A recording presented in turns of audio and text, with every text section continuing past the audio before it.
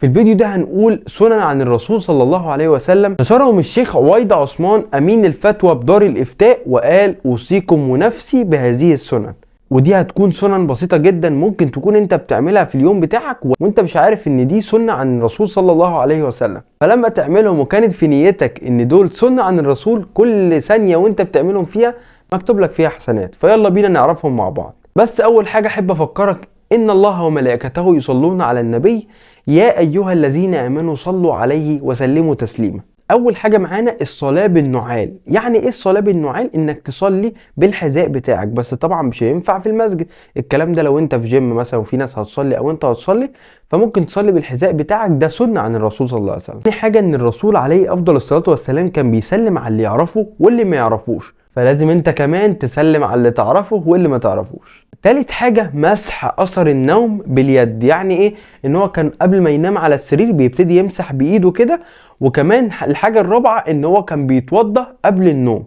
خامس حاجة الشرب ثلاثا. يعني إيه الشرب ثلاثا؟ إن هو كان بيشرب على 3 مرات، وكان وهو بيشرب بيكون قاعد. سادس حاجة إن هما مثلا لو ابتدى يتعشى وخلاص داخل ينام وفي أواني موجودة عنده، الأواني دي مش متغطية وموجود فيها أكل، يبدأ يغطيها قبل ما ينام او يبدأ يغطيها، يعني ما يخليهاش مفتوحة. سابع حاجة عدم عيب الطعام. يعني ايه عدم عيب الطعام؟ يعني مثلا الرسول ما كانش بيعيب في اي طعام واي اكل بيحبه واي اكل بياكله، على عكس اللي احنا بنشوفه الايام دي ان الناس بتتشرط على امها. تلاقي امها انا عامل عدس ليه ما بحبوش، ده العدس ده مش عارف ايه. مفيش الكلام ده يا صديقي، الاكل هو اللي ما بيحبكش، بس عود نفسك انك تاكل كل حاجة. تامن حاجة ان الرسول عليه افضل الصلاة والسلام كان لما بيسمع الاذان بيردد وراه. معظم الناس بتسمع الاذان وما بترددش عادي، وفي ناس بتشغل اغاني والاذان ما بتطفيهاش، فلازم يا صديقي اول ما الاذان ياذن انك تردد وراه. تاسع حاجه ان بعد ما الاذان يخلص انك تبتدي تدعي. عاشر حاجه قراءه سوره الاخلاص والمعوذتين قبل النوم، سنه عن الرسول صلى الله عليه وسلم.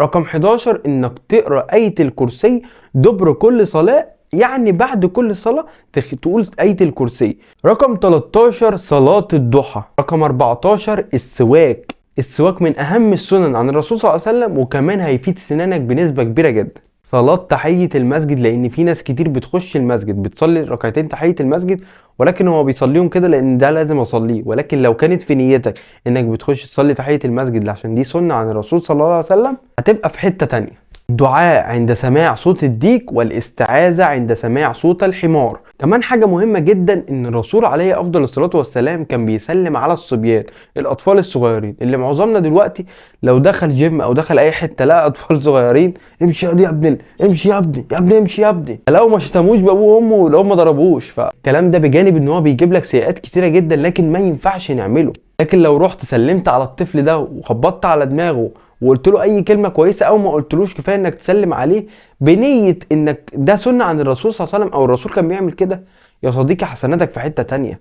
هتيجي يوم القيامه هتلاقي جبال حسنات وانت مش عارف دي من ايه، ولكن من حاجات بسيطه انت ممكن في ايدك انك تعملها. اقول لك تاني انك ممكن تكون بتعمل كل السنن اللي انا قلتها لك دي ولكن مش بتعملهم بنيه ان دول سنه عن الرسول. جرب اعملهم وكانت نيتك ان دول سنه عن الرسول، والله كمية حسنات رهيبة جدا هتخش وهتبقى في ميزان حسناتك. ما تنساش يا صديقي تعمل لايك وتعمل شير للفيديو ده لان الدال على الخير كفاعله. بس كده واشوفكم في الفيديو اللي جاي.